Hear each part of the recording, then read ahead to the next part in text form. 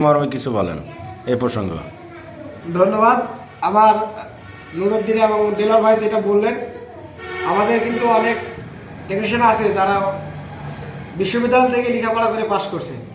তারা কিন্তু অনেকেই আশায় আসছে যে এখানে ঢুকলেই আমরা রাজস্ব বা দৈনিক হাজিরা এটা কিছু পাইতে পারি। জি জি। কিন্তু অনেক আশ্বাস নিয়েই তারা আসছে, কিন্তু বিনিময়ে আজকে দেখতে পাচ্ছেন যে আমার দেলার ভাই তার মুখের ক্যামেরাটা দিক ধরেন, তার মুখের দাড়ি কিন্তু সব পাইয়ে গেছে, চুলগুলো সব পাইয়ে, তার যৌবনটা কিন্তু এই কৃত্রিম প্রজননের কাজে সে ব্যাহত করছে।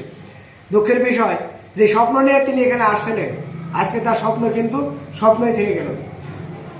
এইভাবে কিন্তু আমাদের মতো তরুণ যারা আসছে তারাও কিন্তু আস্তে আস্তে বার্ধক্যের দিকে চলে যাচ্ছে, আমাদের জীবন শেষ হয়ে যাচ্ছে। তাই আমি অনুরোধ করব, আমরা যে 7 দফা দাবিতে আছি দ্রুত এই 7 দফা মেনে নেওয়া হোক। আমরা যদি এটা মেনে নেওয়া না হয় তাহলে এই 7 দফা কিন্তু 1 দফায় রূপান্তরিত হবে। আমরা অধিদপ্তরের কাছে বারবার অনুরোধ করছি এবং করেই যাচ্ছি যে আমাদের এই দাবিগুলো মেনে নেন। আপনারা মৌখিকভাবে কিন্তু আশ্বস্ত করছেন আমাদের যে দাবির পক্ষে আপনারা, কিন্তু এটা আমরা বাস্তবায়ন চাই।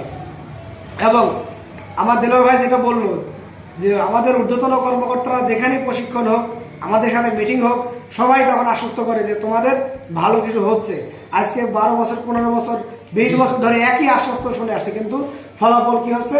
শূন্য। আসলে দায়ভারটা কার?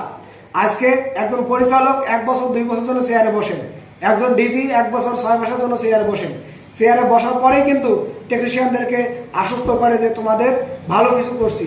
এইরকম এই 20 বছরে অন্তত 20 জন 30 জন ডিজি পরিবর্তন হয়ে গেছে, সচিব পরিবর্তন হয়ে গেছে, ডাইরেক্টর পরিবর্তন হয়ে গেছে। তারা আশার বাণী দিয়ে কিন্তু তারা ওইখান থেকে চলে গিয়েছেন, কিন্তু এটা বাস্তবায়ন কেন হয়নি সেই প্রশ্নটা কিন্তু আজকে আমি রেখে গেলাম। আমিও সেটা জানতে খুব ইচ্ছা যে আসলে এই গাফিলতি কোথায়, এদের ভালো কিছু হোক। যারা ওই চেয়ারে বসে তখন কেন তারা এই বাস্তবায়ন করতে ব্যর্থ হয়, এটা কিন্তু আমাদের প্রশ্ন থেকে গেল। সেই সাথে যে 7 দফা, এই 7 দফাতে আমরা কিন্তু সারা বাংলাদেশে অনর আছি। আজকে আমরা 36তম দিন অব্যাহত করছি এবং এটা কেন্দ্রীয় নির্দেশনা অনুযায়ী আমরা চালিয়ে যাচ্ছি এবং চলবে। এবং যতদিন এটা বাস্তবায়ন না হয় তাহলে ঈদের পরে কিন্তু এটা 1 দফাতে রূপান্তরিত হবে। তখন হয়তো আমরা আমাদের জীবনের শেষ পর্যায়ে এসেও দাবি আদায়ের জন্য জীবনের মায়া না করে আমরা রাজপথে নামতে বাধ্য হব। তাই আমরা অনুরোধ করবো, আমরা যেহেতু টেকনিক্যাল কাজে করি, আমরা এই দাবি দাওয়াগুলো টেকনিক্যাল ভাবে সমাধান চাই, অফিসিয়াল ভাবে সমাধান চাই। রাজপথে আমাদেরকে নামতে বাধ্য করবেন না এবং সরকারের বিরুদ্ধে অবস্থান নিতেও বাধ্য করবেন না।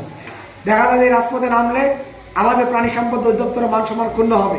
তাই স্যারদের অনুরোধ করব যে আপনারা আমাদের এই দপ্তরের সম্মান হানি থেকে রক্ষা করবেন, আমাদের দাবি দেওয়া মেনে নেবেন। সবাইকে ধন্যবাদ। আচ্ছা, আপনাকে ধন্যবাদ।